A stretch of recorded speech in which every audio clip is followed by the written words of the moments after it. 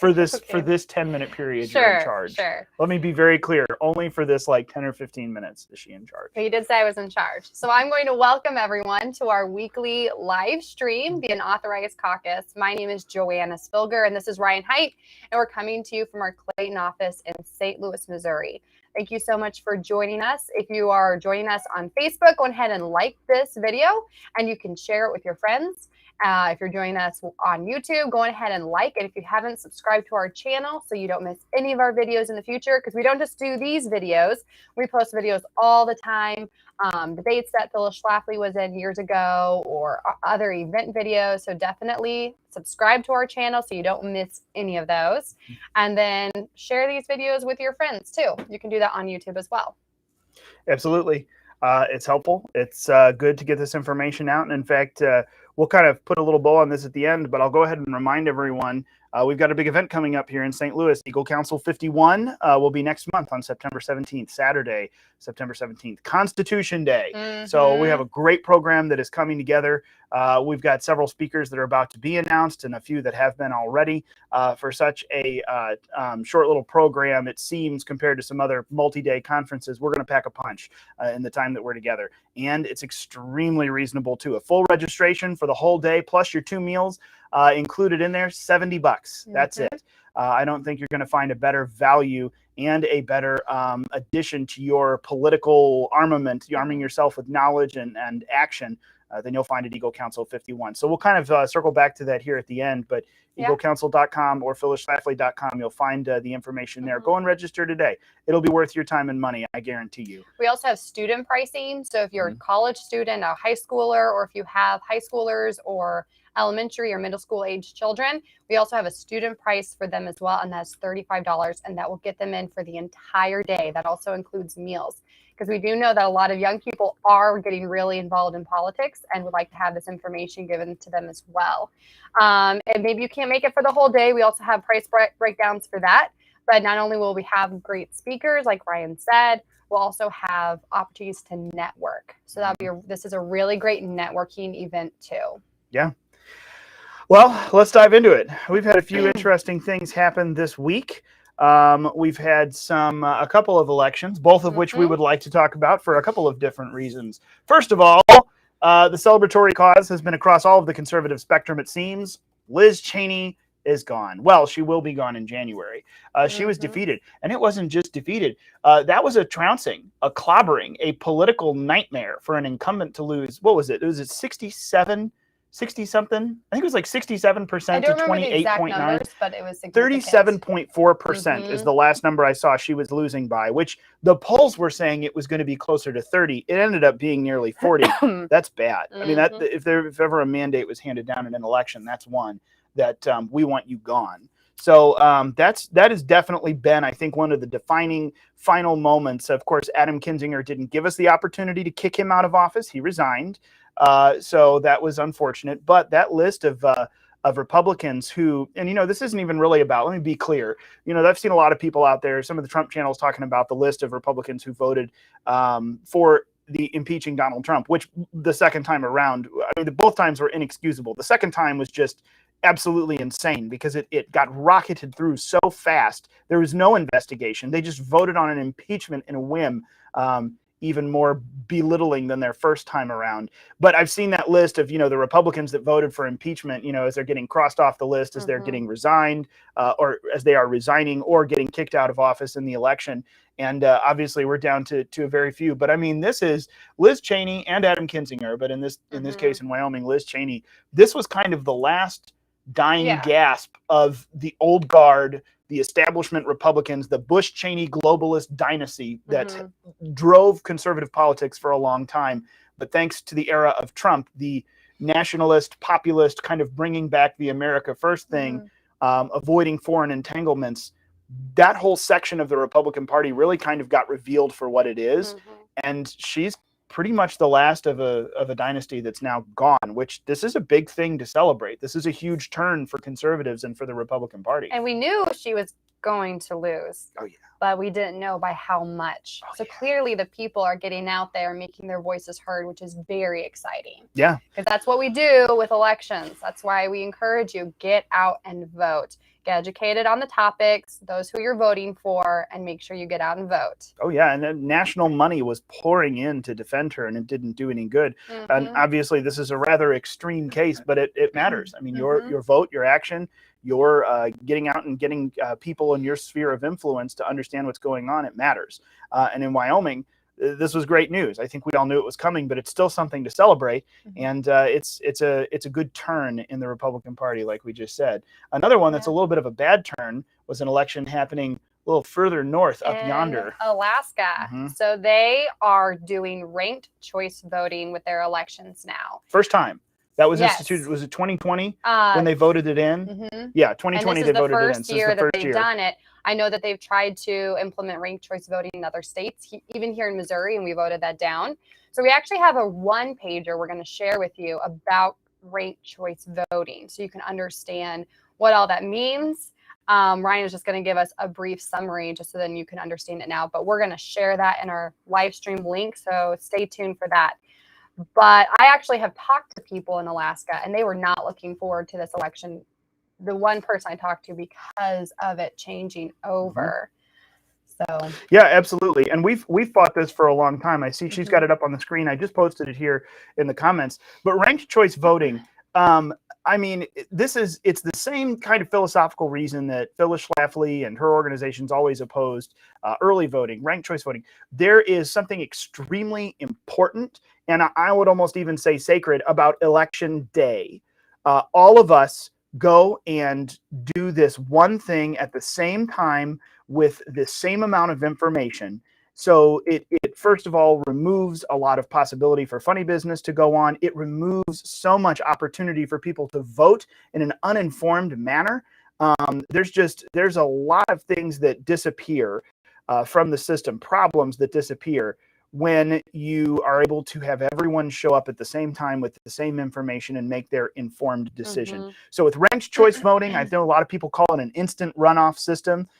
When you go and find the one pager here, which let me go ahead and drop the PDF link in here as well.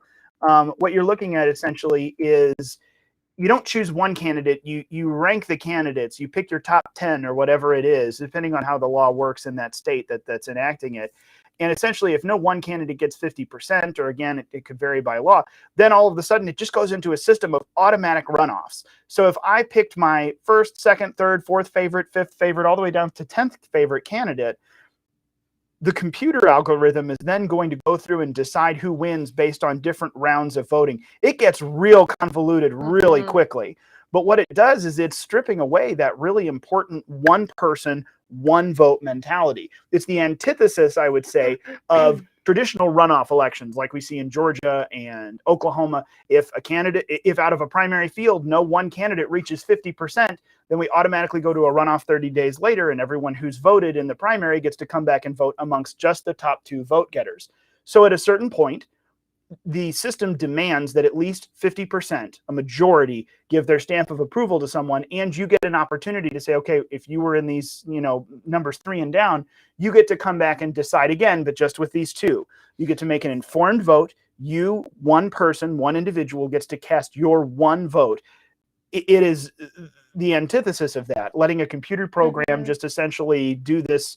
I mean, it makes fantasy football look easy to understand, frankly. Because it really has overly complicated the voting system there. It's not simplifying anything or making it easier. What this can result in, though, is the same thing as when you don't have a runoff. You get a plurality instead of a majority, meaning you got more votes than anyone else, but you didn't have a majority. So we had that here in 2016, hotly contested gubernatorial primary for very well-known folks. And the person who won, who went on to be the governor of Missouri, only got 36% of the vote.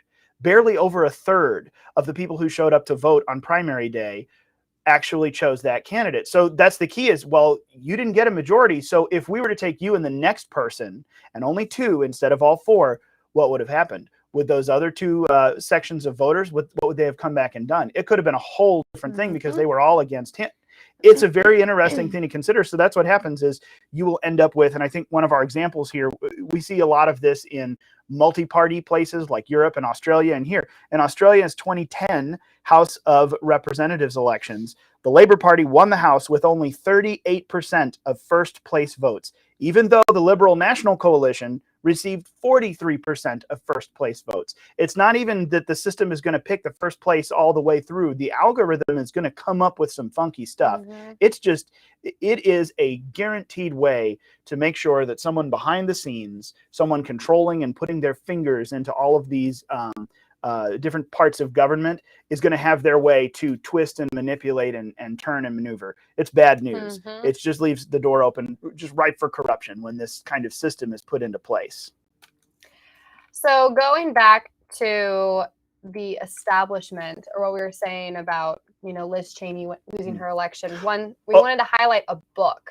I want to highlight a book before we go. And by the way, let me just add, I'm going to put this down there too, but specifically how this worked out in Alaska, it's a mess. Alaska's had what it feels like about 4 elections already this year as they've gone through this. And what we found out, which, that's where we're talking about the Alaskan ranked choice voting. It turns out that Lisa Murkowski, the sitting senator, was not publicly, but very quietly supporting this measure because she knew that it would essentially boost her own re-election campaign. This would give her the power to have a lot of Democrats pick her as their number 2 choice so that she could ensure getting all of the moderate left-wing liberal votes together to overcome any sort of far better conservative challenger. Sure enough, that's kind of what we're witnessing. So that ties into Alaska. I'm going to post another thing here in the comments as we go.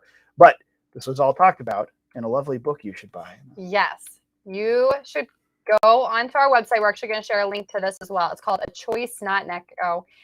Phyllis Schlafly wrote this more than 50 years ago, if I'm not mistaken. 1964. We have an updated version of it from 2014, and you should get a book called A Choice, Not an Echo.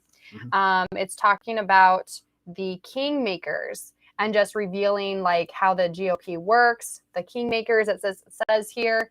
And it's a very helpful tool, I think, even before elections. If you can get your hands on the next few weeks, that'd be great. What you'll see when you open the book from her original 1964 book and then the updated version that Phyllis produced in 2014, each chapter references every 4 years a presidential election and how in that election, in the Republican convention that happened, the nominating convention, she walks you through the names, the dates, and the details of how the Kingmakers, the establishment, the deep state, name it what you will, the powerful group of elites that want to control everything, how they selected or moved their selection through the nomination process. And instead of an election, we ended up many times with, like I said, a selection. And she walks you through that. So if you're looking for someone to actually give you the down and dirty details and name names and list details, Phyllis Schlafly always was very good at that. And this is pretty much her premier work on that. 1964, this is what kind of put her on the national map. And this 50th anniversary edition takes you all the way through 2012. It's well worth it to have this in your library and to have this information and be armed with it. So we'll obviously have this at the tables at Eagle Council 51. So you should come and join us and buy a copy from us in person, save yourself the shipping, or just buy a few more books. Save yourself the shipping that way from the website. But I'll plop that down in the comments as well. Yeah, but I was just going to say we've thrown a lot of information at you, information about ranked choice voting, books you should buy, some press releases. Definitely take a look at all of that. A lot of it is really focused on elections, but we will be talking about elections at our Eagle Council. We're going to have a pro-life luncheon, just a celebration in the afternoon that starts at noon. And then in the afternoon, we're going to have an exclusive Eagle briefing. And you can get into that exclusive Eagle briefing either by paying for that lunch or paying for that supper or dinner, coming for the entire event. And we're going to be really focusing on pro-life, elections, education, just a bunch of different topics. So you won't want to miss this event. And again, it's $70 for the entire day, but there are price breakdowns if you can't make it to all of it. Or if you're a student, or if you have students in your home and they want to attend with you, we do have a really great price for just $35 for the entire day, and that includes meals. Oh yeah, it's we want the young people to be there more than anything else, because these are the folks who need to understand the duties of leadership that they're about to assume. You know, here's the history behind it. Here's what matters, and make no mistake. And this is kind of, I guess, where we will wrap up for today. Just because Liz Cheney is gone and that election has been dealt with, that doesn't mean that the echoes of this establishment or the Kingmakers are all gone. They're still there. We just put out a press release. I'm putting it here in the comments. One last link. Mike Pence this week at an event up in New Hampshire made some comments and, of course, was supportive of Donald Trump, was very condemning of what looks like obvious corruption in the DOJ, the raid on Mar-a-Lago. Was it last week or the week before? It was last week, a week ago Monday. The last few weeks have been filled with a lot of incredibly fast-paced things the last few months. But of course, he was, he fell down on the right side of those. But he took an interesting turn that to us kind of, it has some echoes of the old guard, some echoes of this Bush-Cheney dynasty from the early 2000s that's gone now, when he really condemned people like Congressman Paul Gosar and Marjorie Taylor Greene, Lauren Boebert, some of the ones who are out there being very bold about liberty and limited government, rather than the traditional republicanism that has so much just bent over to globalism, free trade, giving way on religious liberty, which I could go into a long part about Mike Pence and giving up on religious liberty in Indiana, but it's for another live stream. But he went so far as to criticize them and essentially say that in no way can we call for the defunding or the upending of the FBI. That's tantamount to calling for the defunding of police, and Republicans are the party of law and order, and we can't throw the rank and file members in with them. But I'm going to continue to call on Merrick Garland for transparency. And I think a lot of conservatives sat back and said, you know what? You can continue to call on Merrick Garland and call on with tweets all you want to, but it's time for some accountability to come. No, of course, I'm not saying that every FBI agent is corrupt and out to get we the people. Obviously not. Just like every teacher, and we talk about education all the time, every teacher is not a bad person trying to corrupt your children. But if the system is rotted at the core, that needs to be addressed. And there's going to be people who have to find new jobs. There's going to be people who have to get involved and figure out how they can, become a part of this because they work for something that's so awful. Yes, that's all true. But we have to have conservatives that are courageous and ready to address these issues and get to the root of this behemoth, this administrative state that is throwing due process out the window, throwing the First Amendment out the window. And this has to be addressed. So it's not necessarily a scathing indictment that we have, because at the end of the day, Mike Pence was right that this was an awful, abuse of due process, what happened from the FBI and the Department of Justice against Donald Trump. But there are echoes that just kind of remind us of the trite phrases of 20 years ago, back the blue and support the troops. And that's true. I support the troops, but I also support ending endless political wars.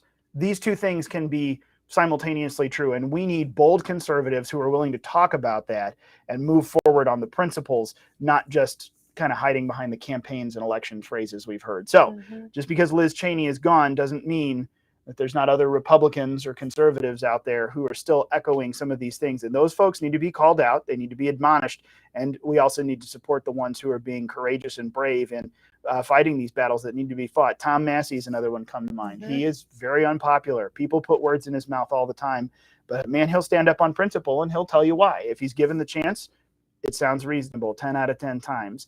But it gets mischaracterized very quickly, especially even by his fellow Republicans. So we need to support those ones who are willing to be bold. That's why we flipped over today here. We have Phyllis with Reagan, because he was our original reminder that we need a bold party, no pale pastels of the past. So Liz Cheney is gone from Wyoming in a couple of months, and let's put the rest of the pale pastels of the Bush-Cheney globalist dynasty behind us. Coming to Eagle Council, and we'll talk a lot more about this in person. Yes, we will. Thank you so much for joining our weekly Unauthorized Caucus. We appreciate you joining. We have a lot of viewers who join us every single week. If you haven't, go ahead and like and subscribe this video, share it with your friends. But we look forward to seeing you again next week, same time, same place.